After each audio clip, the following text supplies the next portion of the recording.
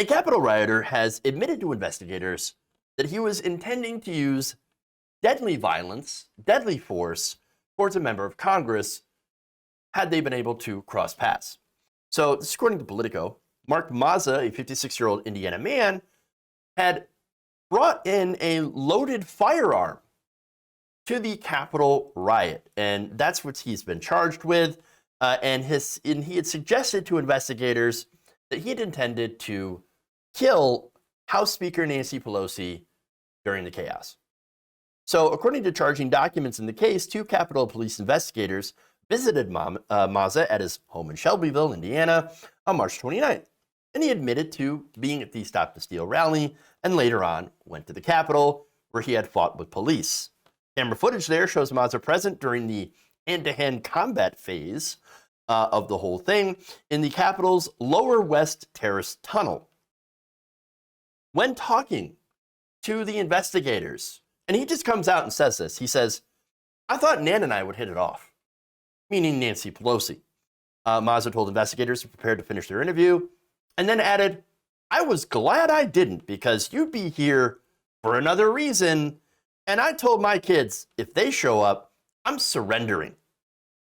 Nope, they can have me, because I may go down a hero."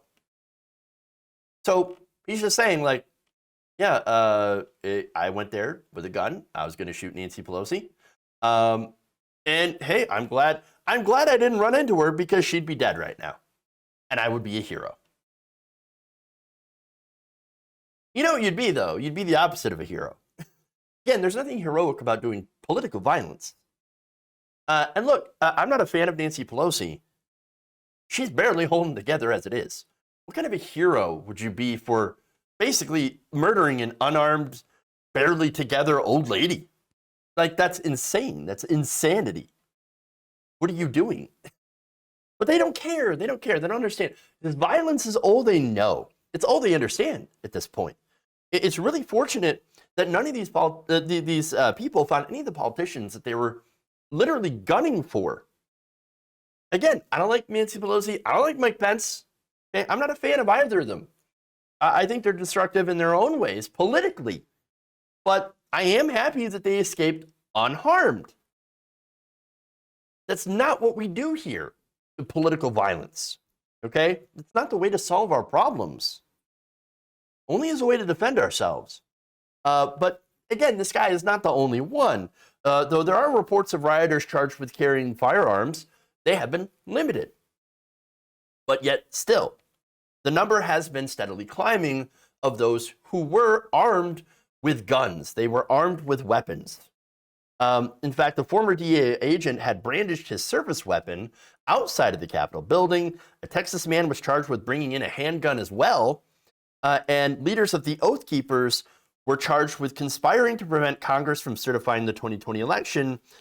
Even though they are not facing firearms charges, there are prosecutors that have pieced together enough evidence to show that they might have been keeping a stockpile of weapons at a nearby hotel so that they could go back and get them if they feel like they needed to.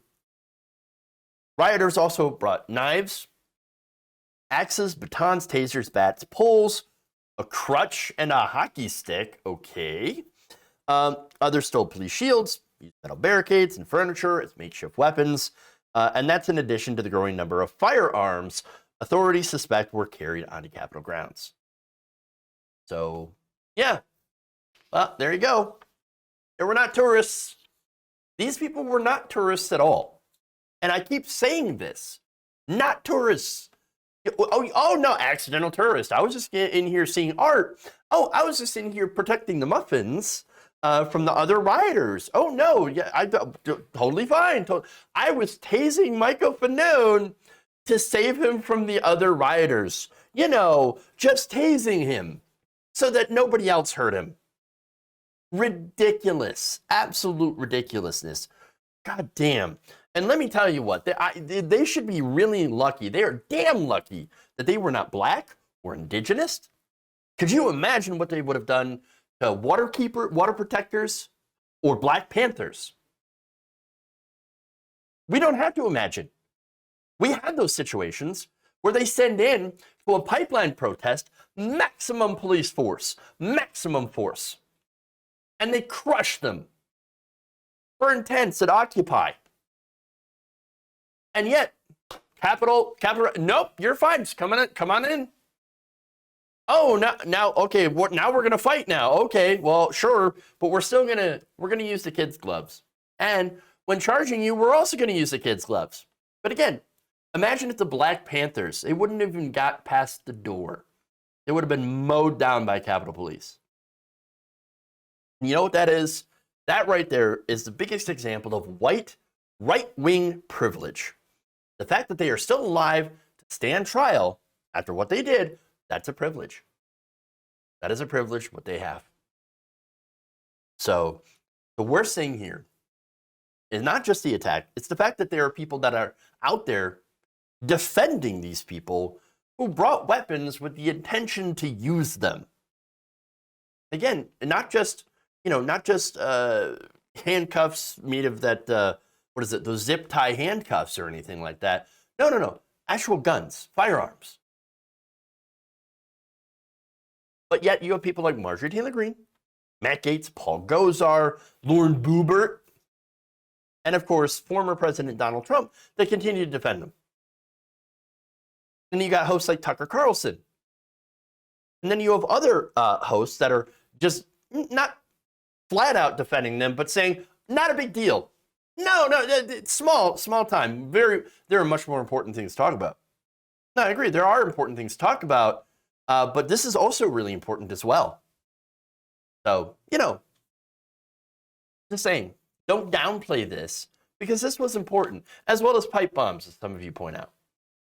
That's true. That's very true. But you look at conservative media about this, what are they talking about? Well, something else. They're talking about Sesame Street. That's what they're talking about. They're talking about Rittenhouse and how he's such a hero. Oh, what a wonderful hero. They're lionizing the guy. That entire case was a goddamn tragedy.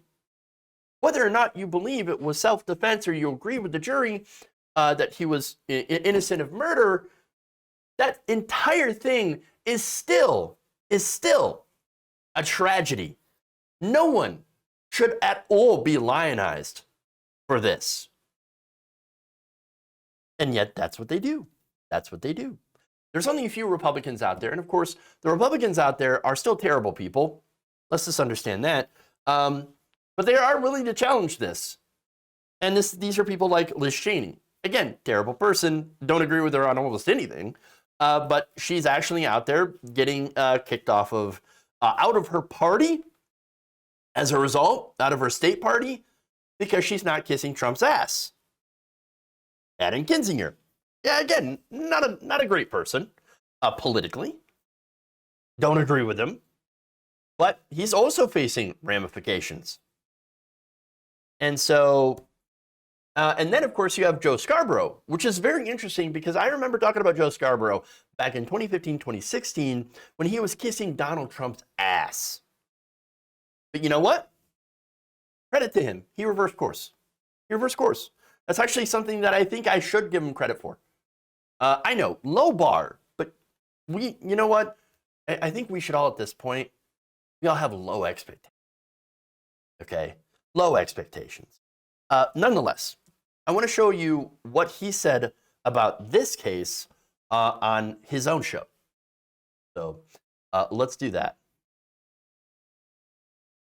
Here we have another person who was there with a gun, proving what liars those Republican apologists are, saying that they just look like a bunch of tourists.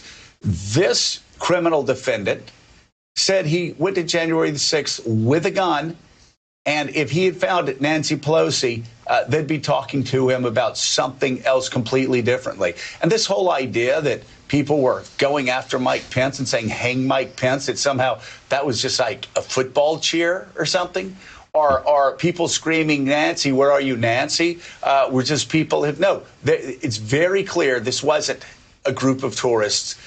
There were people inside this group that were mobs, rioters, who wanted to find and kill Nancy Pelosi and wanted to find and kill the sitting vice president of the United States. Yeah, it wasn't just, hang my pants, all right? No, they wanted to kill the vice president and to shoot AOC, Nancy Pelosi. Actually, there was even a plot in Michigan related to this. And that was kind of the precursor to kidnap the Michigan governor over COVID stuff. Over, COVID restrictions. They meant business. They were serious people. And I know I make fun of them a lot because they're also idiots for doing what they did, but they're dangerous idiots. And enough dangerous idiots in one place is dangerous. So, again, everything that he said there was true. So I give him credit for one simple reason, right? He's one of the few Republicans who didn't take the Trump money. I'm sorry, now he's an independent.